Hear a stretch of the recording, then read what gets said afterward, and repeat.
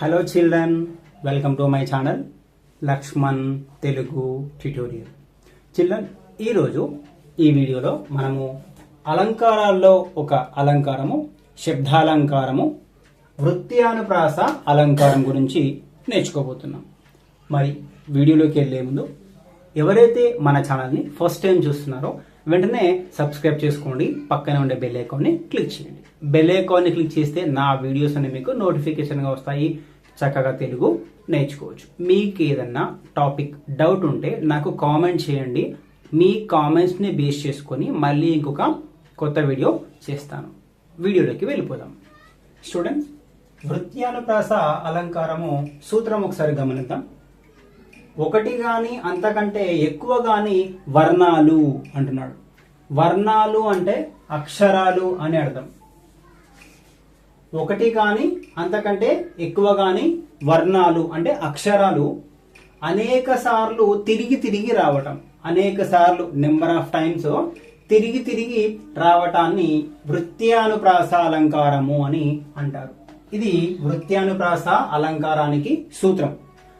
ఒకటి గాని అంతకంటే ఎక్కువ గాని వర్ణాలు, అక్షరాలు అనేక సార్లు నెంబర్ ఆఫ్ టైమ్స్ తిరిగి రావటాన్ని వృత్యానుప్రాస అలంకారం అని అంటారు.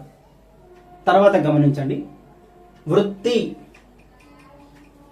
మనం చెప్పుకుంటున్నటువంటి అలంకారమే వృత్యానుప్రాస అలంకారం. కాబట్టి ఇందులో వృత్య అంటే వృత్తి అంటే అర్థం ఏంటి? వృత్తి అంటే అర్థము ఆవృత్తి అని అర్థం. మరి ఆవృత్తి అంటే మళ్ళీ రావటము, అంటే మళ్ళీ రావటము అని అర్థం. ఇది వృత్యానుప్రాస అలంకారము సూత్రం. ఒకసారి మనకు ఉదాహరణలు గమనిస్తే మీకు పూర్తిగా అర్థమవుతుంది. ఉదాహరణలు చూద్దాం.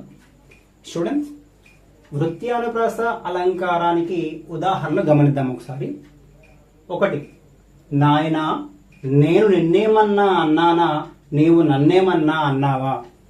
రెండవది, కాకి కోకిల కాదు కదా. మూడవది, లచ్చి పుచ్చకాయలు తెచ్చి ఇచ్చింది. ఇక్కడ మనకు 3 ఉదాహరణలు ఇవ్వడం జరిగింది. ఈ 3 ఉదాహరణలు వృత్యానుప్రాస అలంకారానికి సంబంధించినవి.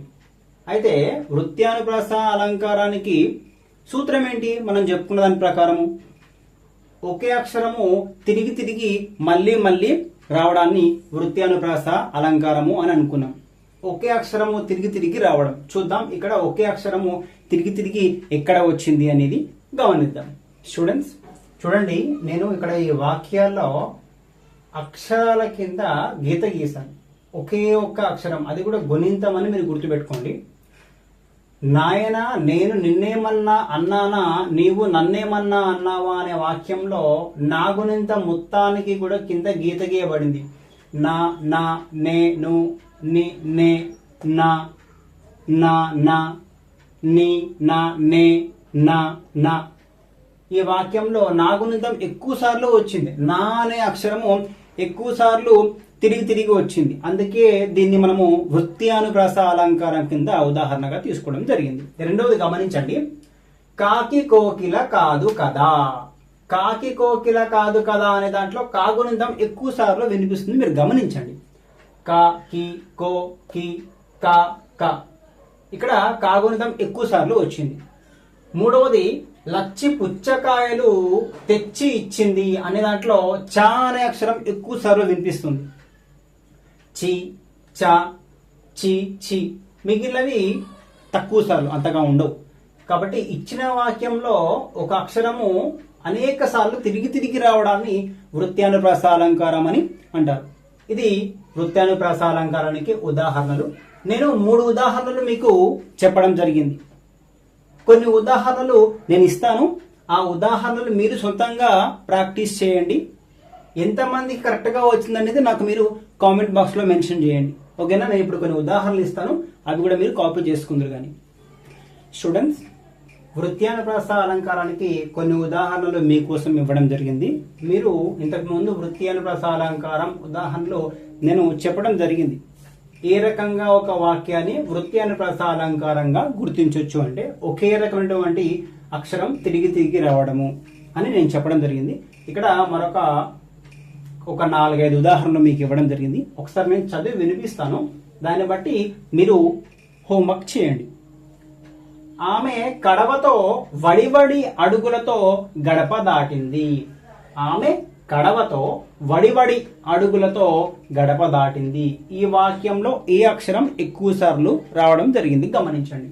2, చిటపట చినుకులు పటపట పడ్డాయి. చిటపట చినుకులు పటపట పడ్డాయి. 3వది, బాబు జిలేబీ పట్టుకొని డాబా ఎక్కాడు. బాబు జిలేబీ పట్టుకొని డాబా ఎక్కాడు.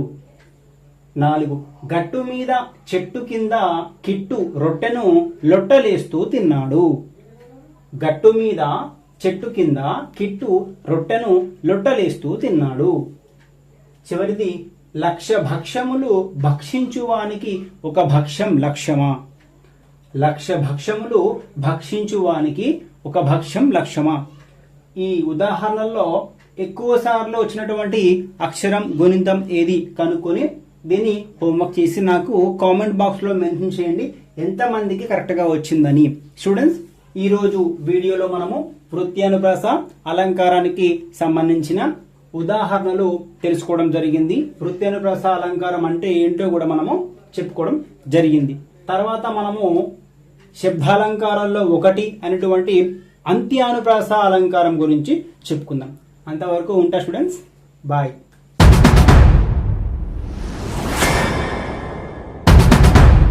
Thank you.